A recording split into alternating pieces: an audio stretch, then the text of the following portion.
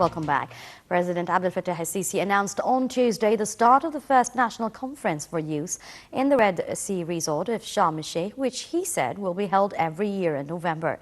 He said he hoped for the conference will be a bridge by which the state would reach out to the youth through deliberations and visions to achieve the Egyptian dream.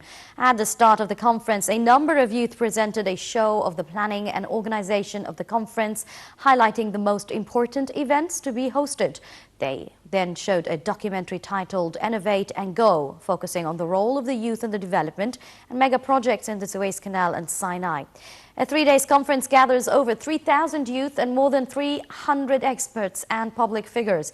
The conference is to host more than 23 sessions focusing on visions for the future.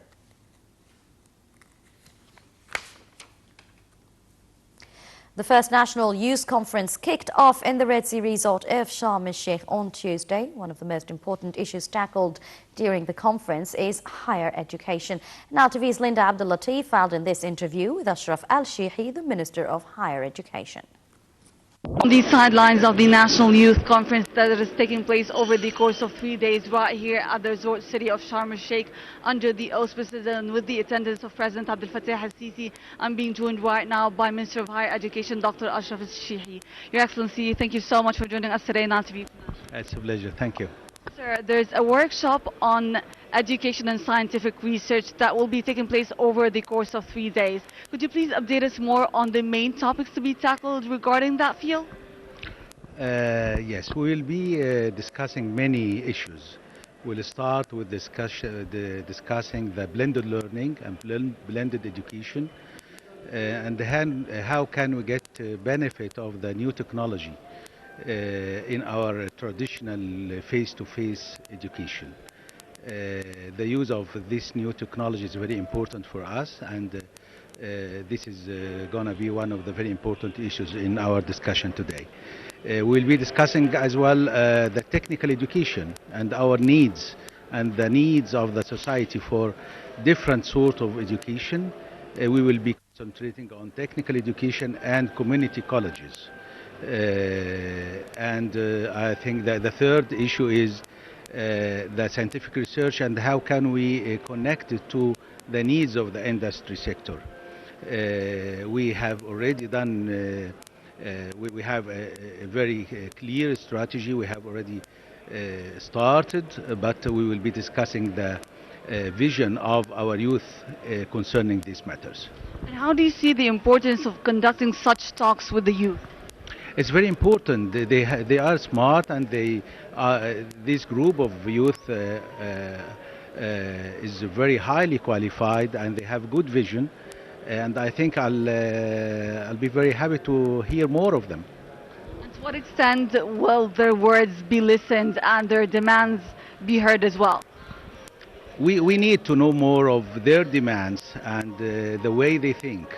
And we can, as I was talking to them this morning before we start, I need to have a look at their database, because we need in our ministry a number of them to work with us. We need them to help us in many issues concerning education, even the administration work in the ministry. We need to have more of them. Yeah. And how is the Ministry of Education working on linking the education in universities with the needs of the job market? This is an essential matter. We are not seeking for education for the sake of education. Education should be serving the needs, or the demands of the society. And of course, we need to know what qualification they want, what skills they want in our graduates, and we have to work on that because we want them to work, to have a chance in the labor market after that. Your Excellency, thank you so much for joining us today on Nile TV. Thank you very much. Thank you. Also on the sidelines of the conference, Nile TV's Linda Abdul Latif interviewed a number of youth participating in the event. Joined right now by two students from the Presidential Leadership Program. Sir, could you please introduce yourself? My name is Marwan Muhammad Attar. I'm a pharmacist. I'm a participant in the Presidential Leadership Program and Group 2. Could you please talk to us a little bit more about the PLP? I can tell the PLP is a great idea to make Egyptian young people are qualified to guide the Egyptian country in next period until to 2030. It's composed of many of courses. First we had marketing and change management courses. Then we had soft skill courses and managerial science. Third, we had courses about the national security and the mass media course. It was interesting, really. This is just about small ideas about the PLP. Mohammed, talk to us a little bit more about your participation in this conference. Actually, my participation in this conference will be in the third day. I will be participating in the form of the government. What we're doing is that we have our parliament from the youth people in the program, and plus we have ministers and everything from our program. We have we did a whole program which was compared to the real government program, and we took a feedback. And we're going to present it with fresh ideas, with ideas that really I hope that it got accepted, really, because most of these ideas are coming from our life experience in Egypt.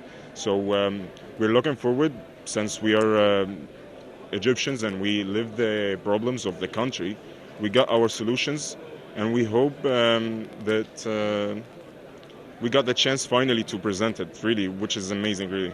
And how do you see the importance of holding such a conference and it being a platform for meeting with government officials and discussing your demands?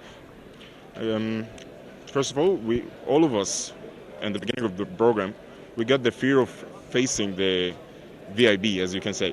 But now, after a year, we are very confident of ourselves. This is the first thing.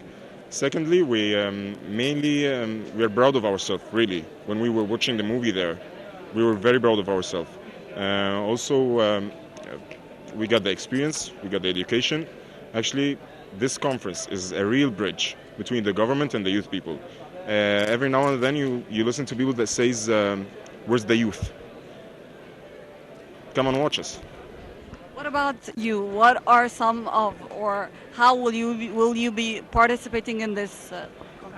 First, I'm going to present the Presidential Leadership Program, about 20 minutes to introduce it tomorrow. And I also took part in some of the workshops. The medicine sector workshop, I had some ideas to participate in, and the investment workshop about how we can use the Egyptian resources and how to facilitate the foreign investment in Egypt. And we had a project how to develop this sector in Egypt, the investment sector. So we took part in this. Okay, thank you so much. Sharm el-Sheikh also hosts on Tuesday an EU meeting of peace envoys and mediators. Foreign Minister Sameh Shoukry is to give an inaugural speech on the behalf of President Abdel Fattah el-Sisi. The 7th round of the AU Senior Peace Envoys and Mediators gathers more than 100 senior figures from the United Nations and the African Union involved in the drive for peace and security on the Black Continent. Egypt is to present its views on armed conflict and threats to peace and security in Africa during the meetings. Prime Minister Sharif Ismail said that subsidies for the middle class will continue, adding that the system is behind being gradually directed to cash subsidies. Ismail was speaking during an interview with a TV station last night. He said that the deal with the International Monetary Fund will be signed within the coming 2 months. He said that the economic reform program announced to the public that it has not been changed. Ismail said government is working on providing strategic food supplies for 6 months and monitoring the prices. He said they're going through a hard phase that needs hard reforms.